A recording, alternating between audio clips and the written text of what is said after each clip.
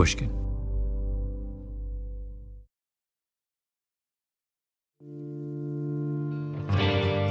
Previously on Revisionist History.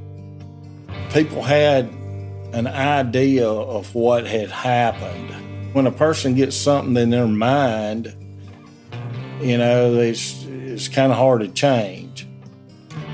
Can't remember how soon they figured out that the preacher had finished the job and all that, but it was pretty obvious pretty quick.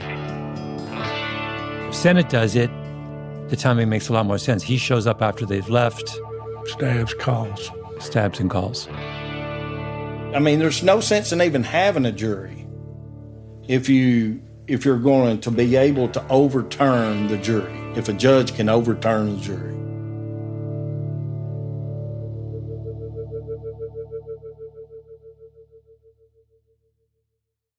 I don't know how much Tom Heflin explained to you, but he just told me you were okay to talk to. Oh, that's very kind. And we're very, John Parker is very, very dear to me, and I'm just very protective. I wouldn't want to do anything to hurt he or his family. Yeah. But other than that, I'm willing to talk.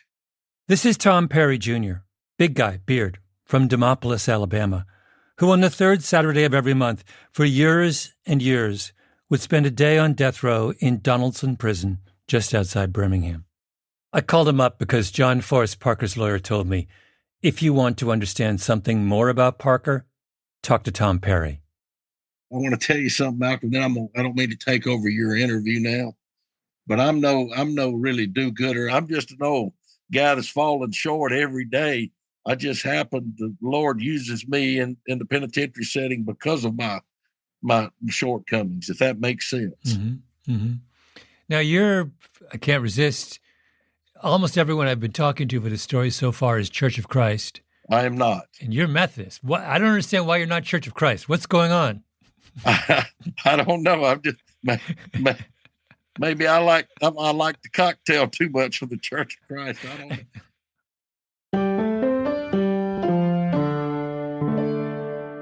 In this episode, I'm going to tell you about what happened to John Forrest Parker after he was sentenced to death, and give you a meditation on a phrase from the Jesuit priest James Keenan that I have come back to many times. Sin is the failure to bother to care. This is the story of someone who bothered to care and someone else who couldn't be bothered at all. My name is Malcolm Gladwell. This is The Alabama Murders, Episode 4, The Protocol.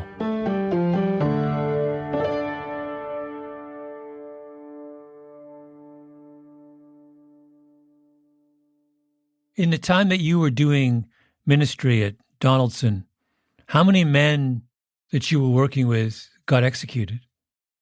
I believe I've been with 13. Maybe 12. Yeah. Perry got involved working with people on death row through a mentor of his, Ben Sherritt. Like when I first went back, Big Ben Sherritt says, now look, if you come back here and you start coming and these guys ask you to go all the way with them, you got to be willing to go. And if you're not, I understand, but don't come back here. And I said, what's all the way? And he said, well, if they're executions, if they have living family, they don't necessarily want their family to watch them die or to be their only member, but that we need somebody there that loves them. And if they ask you to be with them, you need to be willing to go. And if you're not, just don't come. And at the time, we had an execution in Alabama in a very long time. And I said, sure, well, I didn't know what I was getting into, but I'm in. And like, when I say at 12 or 13, Malcolm, 10 or 11 of them, I was praying with their families at the time they died. What? That's a hard thing to go through. Lose 13 men? You, I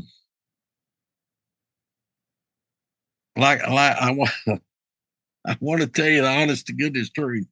I don't want to, we jokingly call it, stupid Christians, but, my one little witness I'll give you is he gives you the power. Now, when it's over, I usually have need somebody to drive me home. But up until then, you just have the strength to do it. But it's so hard you wouldn't believe, and it affects you. John Forrest Parker was one of those 13, and maybe the one closest to his heart. And man, I love John Parker. I sure do miss him. That's the only reservations I have about doing this is, at 15 years, it kind of makes me miss him a little more. The jury in John Parker's trial voted 10-2 for life without parole. But under Alabama law at the time, a judge was allowed to override a jury's recommendation, and this is what the judge, Inga Johnson, did. Johnson sentenced Parker to death in 1989. He was remanded to Donaldson Prison and placed on death row, 24 cells in 2 blocks of 12. And there, Perry began to visit him, making the 2-hour drive from Demopolis to Donaldson. Perry would go with his friend Ben Sherrod. A handful of others would join them. When Perry first met Parker, Parker wouldn't come out of his cell. Sometimes we would take food. And if we took food, John would come out to eat. We had really good food. But then his first chance, he'd go back to his cell. But if we didn't have food, John didn't come out. Well, of course, we learned as I developed my relationship with him, Reverend Sennett is who hired them. So he just, when you said religion and preachers, and he wanted nothing to do with it because, he still equated that with Reverend Sennett. Then Perry met Parker's mother. He told her that her son wouldn't leave his cell. She said, he doesn't come out. I said, no, ma'am. She said, next month. We went every month. She said, you tell him his mama said he better come out. So I went and told him, and he said, I'll be there. And he never missed. The next month, he never missed. And he and I became very, very good friends. And he confided a lot in me. So, what was he like? Now you understand, Malcolm, I do believe that the good Lord changes people. John was very intelligent, very well read, heck of a nice guy, just a wonderful person. He's just the kind of guy you wanted to hang out with. Now, he told me, he said, since I've come in here, I've learned to read better and write better and do things better. In prison, he was sober and off drugs for the first time since he was 12. Spoke very openly with me about his crime. And I mean, I remember one thing he said, and he was adamant with me. This was very difficult for John because he knew they were going to give him last words at his execution. And he said, I didn't kill Miss Stennett. I said, yeah, I know that. He said, but I was involved. And that's a horrible thing I was involved in. And he said, I've been in prison probably not long enough. But he said, but I didn't kill her. And he said, we snapped out of it. They told us that, Reverend Sennett came home and killed her. I don't know. Are you aware of that? Mm-hmm. And he said, he said, I remember hitting her and it was like a light bulb went off, like, what in the hell are you doing? And he said, but that was horrible. And I'm not sure I've been in prison long enough. Yeah. And you said, was the ministry part of your visiting explicit, or how much of this were you trying to bring the message of Jesus to these men, or? That was absolutely central. But you got to understand, I realized quickly that our ministry, more important than any words, was a ministry of presence. The fact that you showed up every time that prison would let you. On the third Saturday, we'd go and they'd let us stay 2 or 3 hours. But on twice a year, we would stay for 3. We'd go in on a Thursday evening. Well, I'd go in on Friday morning, stay all day. And then go in Saturday, stay all day, and go in Sundays. That's called a 3-day weekend. Oh, and we would do that twice a year. Tom, this is a commitment. It was a tremendous commitment But I talked to my wife about it. I had young children at the time. And my wife says, look, I have to say it makes you a better person, a better dad, a better husband. So go for it. Their visits went on for 23 years as Parker's appeals wound their way through the legal system. Finally, his execution date was set. 6 p.m., June 10th, 2010. Parker was moved to Holman Prison in Atmore in the far south of the state, near Mobile. That's where the state's execution chamber is. He was put in a special holding cell in the days leading up to his execution. He filed 2 last appeals in his final week, to the Alabama Supreme Court and then the U.S. Supreme Court. Both failed. On his last day, he skipped breakfast but chose a dinner of fried fish, French fries, and iced tea. He gave his mother his gold watch, a mirror, 7 stamps, and a box of pictures. He gave his 2 nephews his belt and his wallet. He died by lethal injection at 6:41 p.m. Tom Perry was there with him. And then, he was finally gone. But then after that, I get back on that van and I go back to the hotel where the other people had been in there praying with his family. And I had to go in and tell them, John's gone. It was peaceful. He didn't appear to suffer. He didn't appear to suffer. We'll be right back.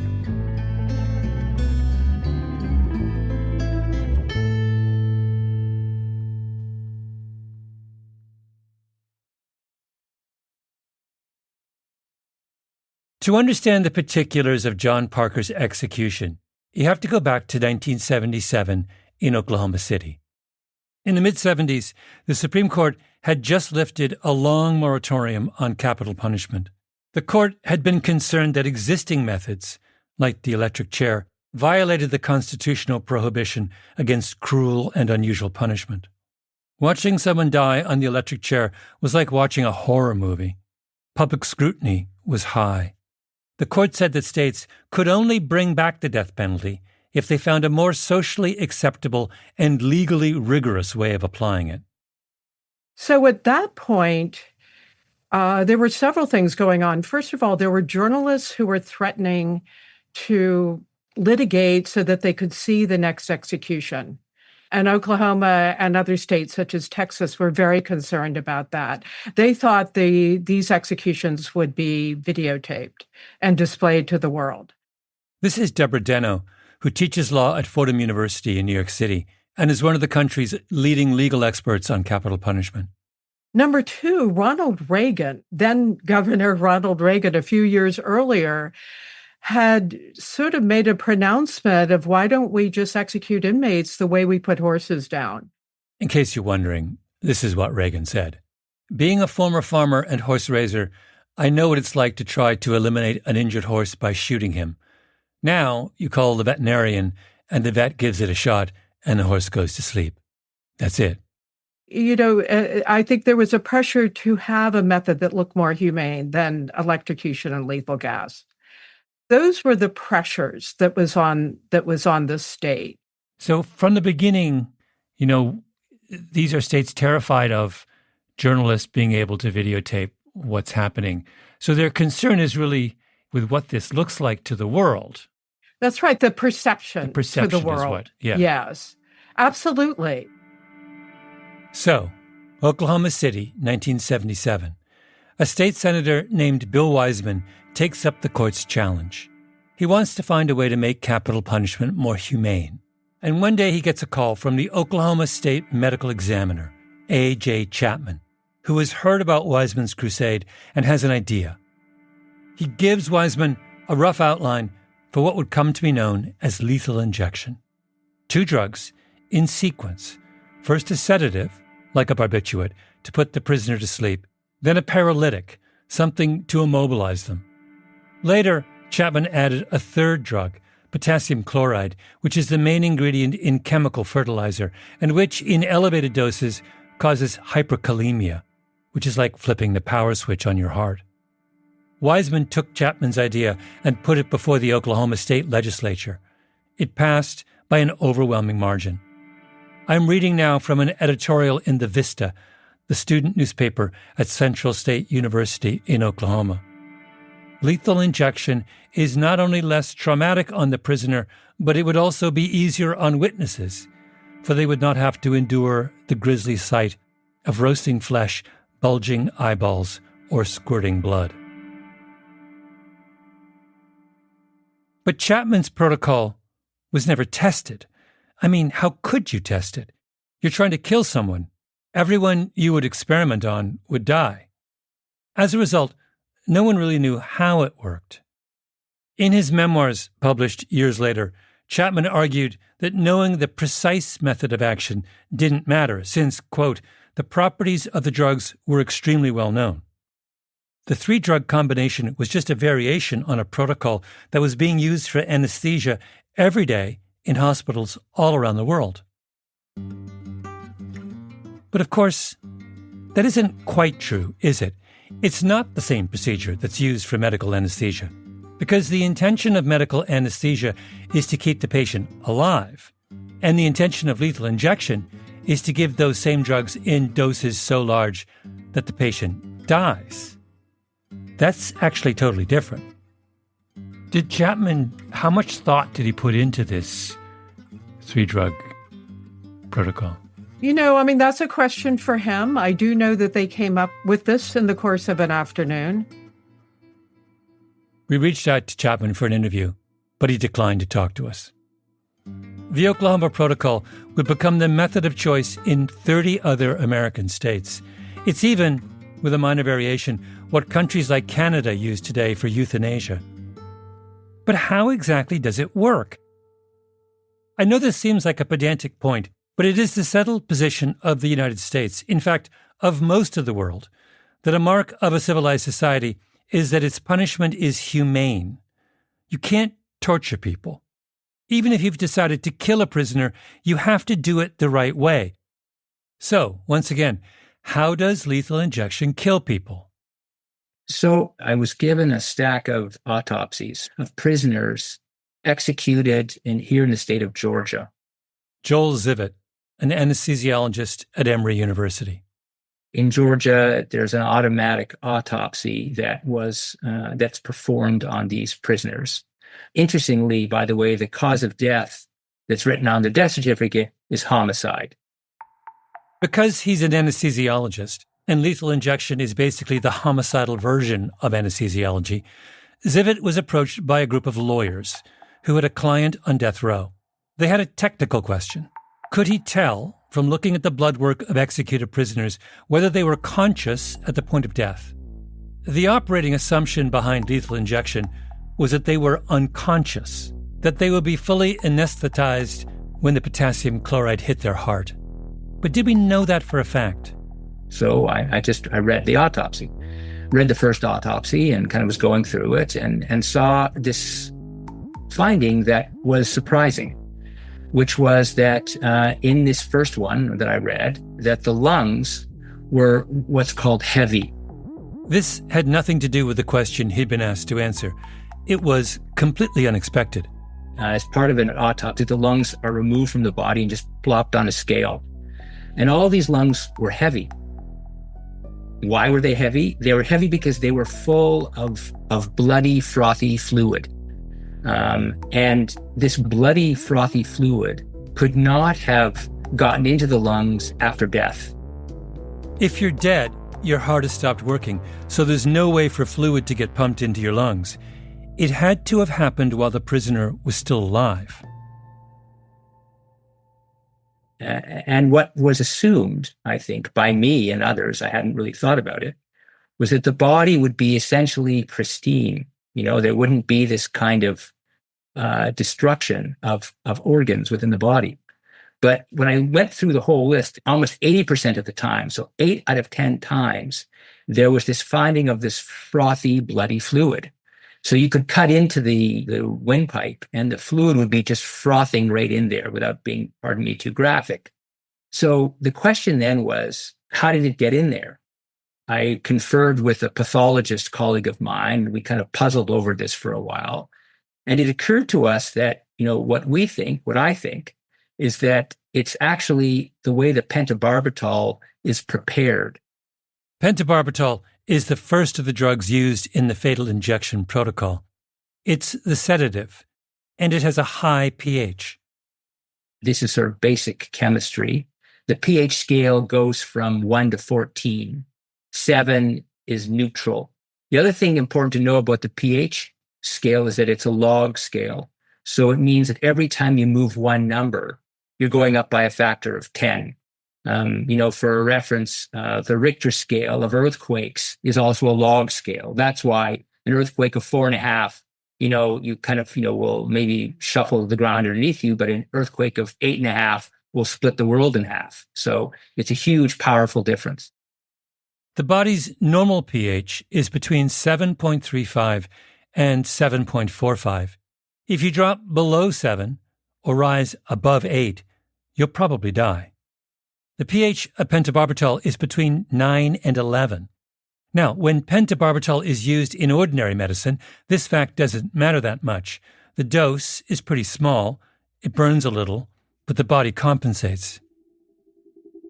But now imagine giving 10 times that quantity and pushing it into a small vein. It travels rapidly to the heart, where the heart pumps it immediately into the lungs, and it tears the lungs apart, basically. They get burned from the inside, and then the separation of air and blood, there's a very fine layer of tissue there that gets destroyed, and the blood just pours into the lungs. And I'm sorry as I'm saying this, it's awful. And this is how lethal injection actually kills you. It kills you by burning your lungs up. And you're also paralyzed, so you can't complain that this is happening. And then to finish you off, of course, you're probably begging for the potassium at that point, because that finally stops your heart and stops this process. But in the meantime, this has been gone on for a few minutes. So the last thing that, you may know is that you're on fire from the inside, and the blood is filling up your lungs as you die. Is this too graphic? Of course it is, but that's the point. Because the reason lethal injections started in the first place was that even the proponents of the death penalty were eager to find a method that was humane, that didn't involve fixing metal plates to someone's head and frying their brains with a jolt of electricity. And Zivit's point is that this is not actually more humane. It just looks that way. Death penalty advocates were trying to satisfy the constitutional prohibition against cruel and unusual punishment, but their innovation only spared the suffering of the witnesses to an execution, not the subject of the execution. The whole thing was an illusion. But even that's not the issue. The real issue is that the lethal injection protocol was dreamt up on the back of an envelope, and until Joel Zivit came along by accident 50 years later, none of the people who championed lethal injection could get around to wondering just how their preferred method worked. And it's not like the evidence wasn't available. In many states, there's an autopsy on everyone who's executed. The autopsies were just sitting there in a drawer somewhere, hundreds of them. And in almost every case, they were characterized by the same inexplicable finding. Here's what I don't understand. Nobody noticed this till you? Apparently not. Isn't that astonishing? Astonishing. Well, I don't know. I mean, I guess so. I guess it's astonishing, but what you have to be curious, I suppose, or care, or I mean, what's astonishing to me is the fact that it was noticed every time by pathologists. No one said anything. It's not like a pathologist said, "Wow, look at this finding," and brought it to that I'm aware of. Like, when I first had in my job as an anesthesiologist intensivist, I look at autopsies, but I don't, I don't make a living at autopsies. So to be sure that I was seeing what I thought I was seeing, I sent it to a colleague of mine, Mark Edgar, who's a pathologist. But I said, look, I've got this list. I'm not telling you what this is, okay? Just tell me what you see. What do you see? And he came back and said, well, all these, there's all these heavy lungs, like there's all this pulmonary edema. Like, what is that? Like, he saw it immediately without prompture. Like, belief is evidence free, right? So the people who believe this, were immune to evidence or immune to, I don't know, an impartial appraisal. So, and I was surprised. I just didn't think of it. It's like the failure of imagination where you just couldn't imagine it. But now that it's been seen, of course, you can't unsee it. Zivit wrote an academic article describing his findings, thinking he had to share what he'd found with the world. I've had trouble getting this published. So it's now available as something called a preprint. Mm-hmm. So it's easy to find as a preprint, and it goes over this. Why have you had trouble getting it published? Because people don't want to publish it. It's like it's something that I can't place. It's so, I don't know, grisly, unusual that to put it in a medical journal, it just can't seem to find the journal for it. We are now at the second stage of the failure cascade, indifference. We'll be right back.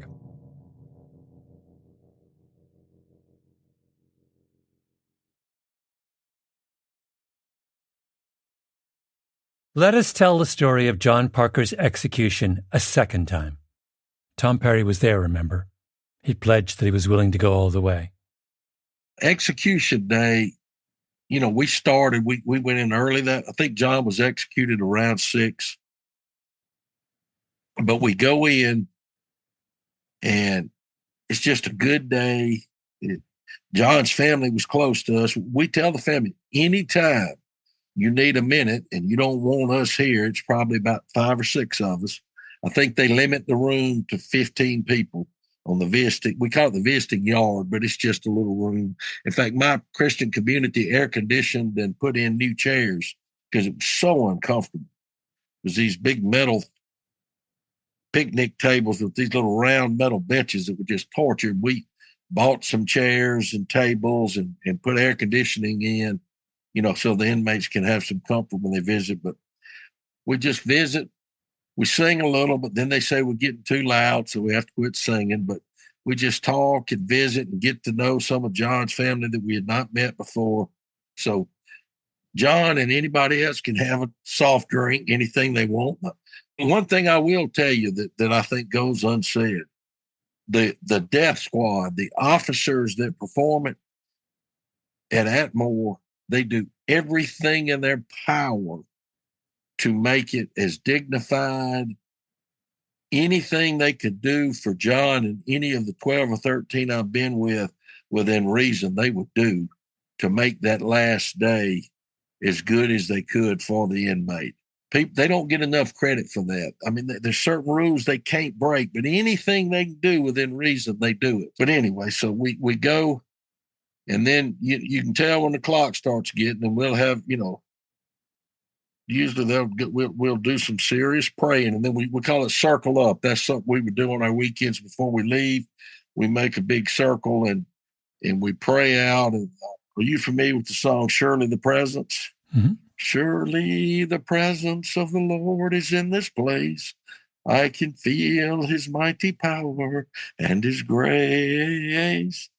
I can hear the brush of angels' wings. I see glory on each face. Surely the presence of the Lord.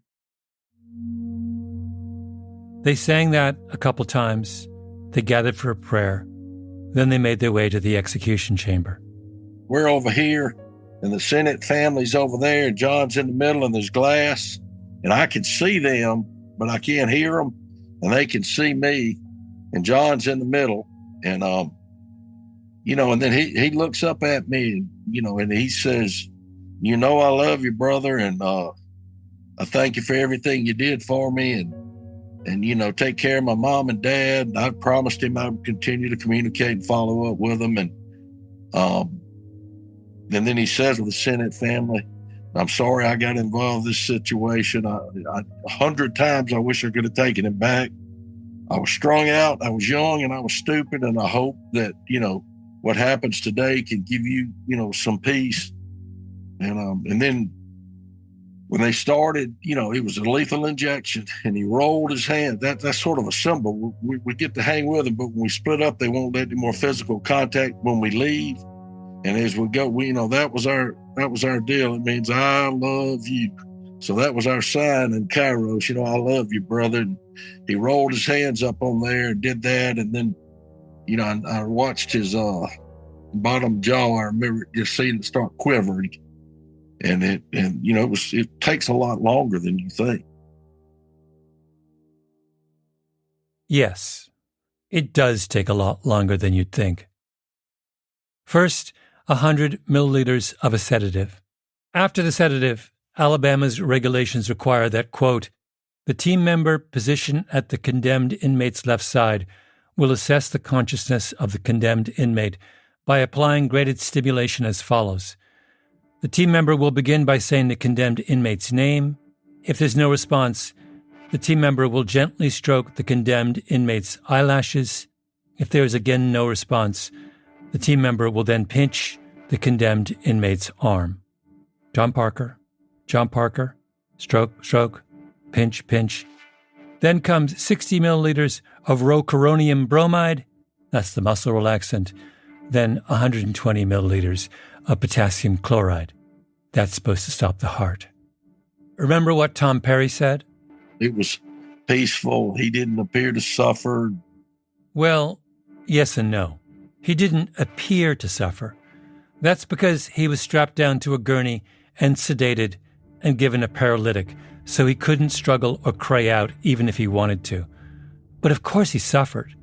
His lungs were burning up from the inside, and he had a long, extended moment of absolutely excruciating pain. Of course, his parents break down and they hug me. And then I walk out, and then I have a very good friend. He kind of takes me and takes care of me because I break down after I talk to the family. But did that kind of describe it for you? Mm-hmm. Mm-hmm. It's a hard day. In many ways, it's a joyous day up until, because you see this goodness everywhere up until as far as John was concerned. You ever seen a picture of John?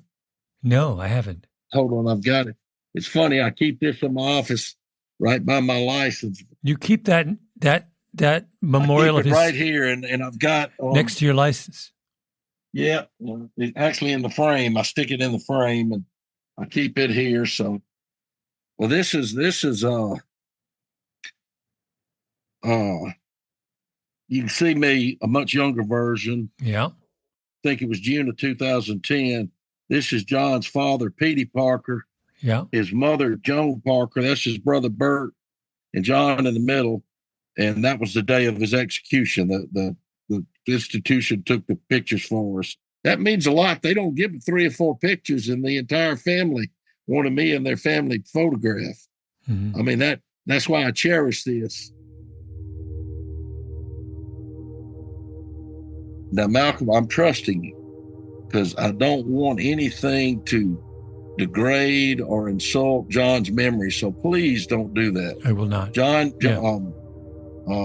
Tom Heflin told me you were okay, or I wouldn't have spoken to you because I would be heartbroken if something defamatory about John. No. Please don't do that. Yeah, don't be. You should have no concern. Yeah. And I'm trusting you now, Malcolm, not to do that to John and his memory. Tom Perry was the one who bothered to care.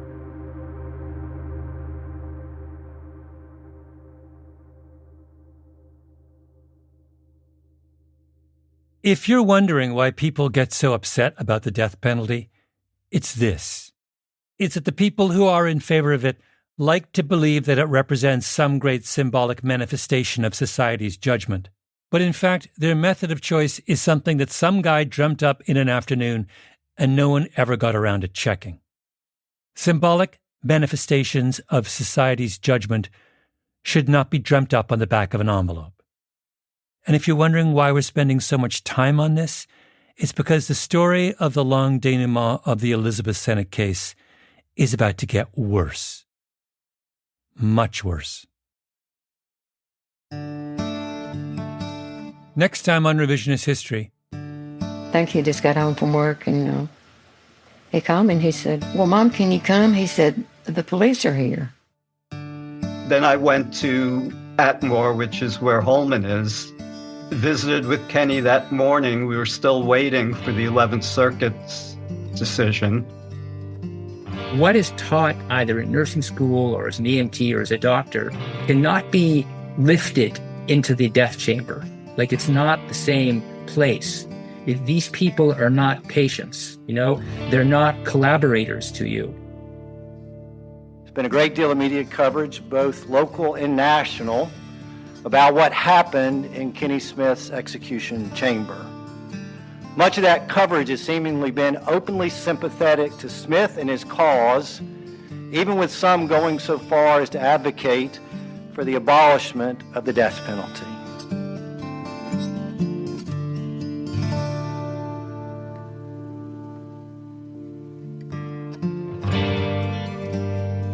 Revisionist History is produced by Lucy Sullivan, Ben Nadaf Haffrey, and Nina Bird Lawrence. Additional reporting by Ben Nadaf Haffrey and Lee Hedgepeth. Our editor is Karen Shakurji. Fact-checking by Kate Furby. Our executive producer is Jacob Smith. Production support from Luke Lamond. Engineering by Nina Bird Lawrence. Original scoring by Luis Guerra with Paul Brainard and Jimmy Bod. Sound design and additional music by Jake Gorski. I'm Malcolm Gladwell.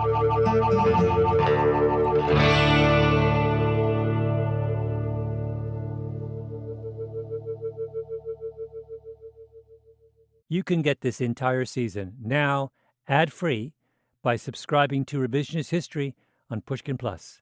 Sign up on the show page on Apple Podcasts or at pushkin.fm/plus. Pushkin Plus subscribers can access ad-free episodes, full audiobooks, exclusive binges, and bonus content for all Pushkin shows.